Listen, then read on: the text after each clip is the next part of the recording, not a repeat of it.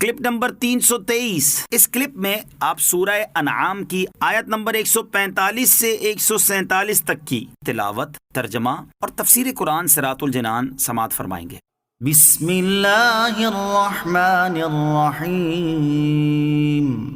ترجمہ: اللہ کے نام سے شروع جو نہایت مہربان رحمت والا ہے۔ قل لا اجد فيما اوحي الي محرما على طاعم يطعمه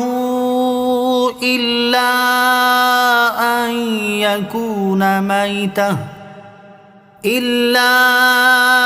ان يكون ميتة أو دما مسفوحا أو لحم خنزير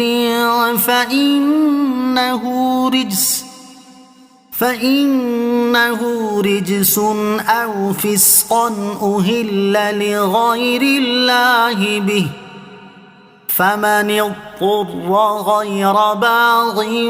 ولا عاد فإن ربك غفور رحيم۔ ترجمہ: تم فرماؤ جو میری طرف وحی کی جاتی ہے اس میں کسی کھانے والے پر میں کوئی کھانا حرام نہیں پاتا مگر یہ کہ مردار ہو یا رگوں میں بہنے والا خون ہو یا سور کا گوشت ہو کیونکہ وہ ناپاک ہے، یا وہ نافرمانی کا جانور ہو جس کے ذبح میں غیر اللہ کا نام پکارا گیا ہو، تو جو مجبور ہو جائے اور اس حال میں کھائے کہ نہ خواہش سے کھانے والا ہو اور نہ ضرورت سے بڑھنے والا، تو بے شک آپ کا رب بخشنے والا مہربان ہے۔ قل لا اجد، تم فرماؤ میں نہیں پاتا،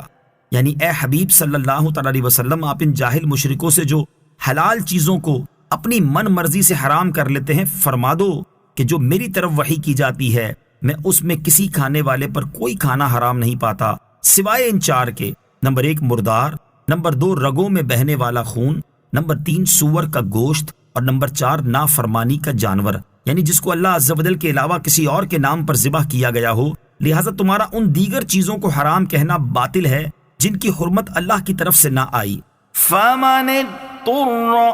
تو جو مجبور ہو جائے، یعنی مذکورہ بالا چیزیں کھانا حرام ہے، لیکن اگر کوئی مجبور ہو اور ضرورت اسے ان چیزوں میں سے کسی کے کھانے پر مجبور کر دے اور وہ اس حال میں کھائے کہ نہ خواہش سے کھانے والا ہو اور نہ ضرورت سے بڑھنے والا، تو بے شک رب کریم عز و جل بخشنے والا مہربان ہے اور وہ اس پر کوئی مواخذہ نہ فرمائے گا۔ وعلى الذين هادوا حرمنا كل ذي غفر ومن البقر والغنم حرمنا عليهم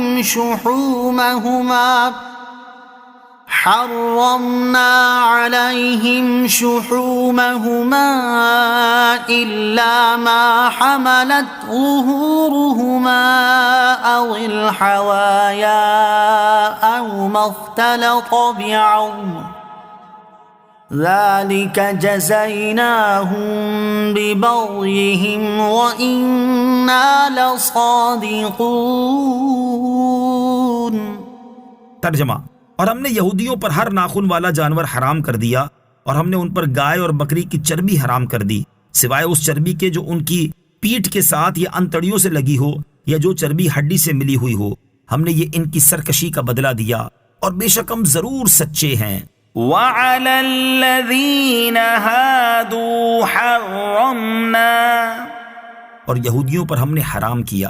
یہودی اپنی سرکشی کے باعث ان چیزوں سے محروم کیے گئے۔ نمبر 1 ہر ناخن والا جانور، یہاں ناخن سے مراد انگلی ہے، خواہ انگلیاں بیچ سے پھٹی ہوں جیسے کتا اور درندے، یا نہ پھٹی ہوں بلکہ خر کی صورت میں ہو جیسے اونٹ، شتر مرغ اور بطخ وغیرہ۔ بعض مفسرین کا قول ہے کہ یہاں بطور خاص شتر مرغ، بطخ اور اونٹ مراد ہیں۔ نمبر 2 گائے اور بکری کی چربی۔ یہودیوں پر گائے بکری کا گوشت وغیرہ حلال تھا لیکن ان کی چربی حرام تھی، البتہ جو چربی گائے بکری کی پیٹھ میں لگی ہو یا آنت یا ہڈی سے ملی ہو وہ ان کے لیے حلال تھی۔ یہودی چونکہ اپنی سرکشی کے باعث ان چیزوں سے محروم کیے گئے تھے، لہٰذا یہ چیزیں ان پر حرام رہیں، اور ہماری شریعت میں گائے بکری کی چربی اور اونٹ، بطخ اور شتر مرغ حلال ہیں۔ اسی پر صحابہ کرام اور تابعین رضی اللہ تعالی عنہم کا اجماع ہے۔ سابقہ شریعتوں کے سخت احکام ہم پر جاری نہیں۔ اس سے معلوم ہوا کہ گزشتہ شریعتوں کے وہ احکام جو بطور سزا جاری کیے گئے تھے وہ ہمارے لیے لائق عمل نہیں، اگرچہ نص میں مذکور ہو جائیں، کیونکہ یہ امت مرحومہ ہے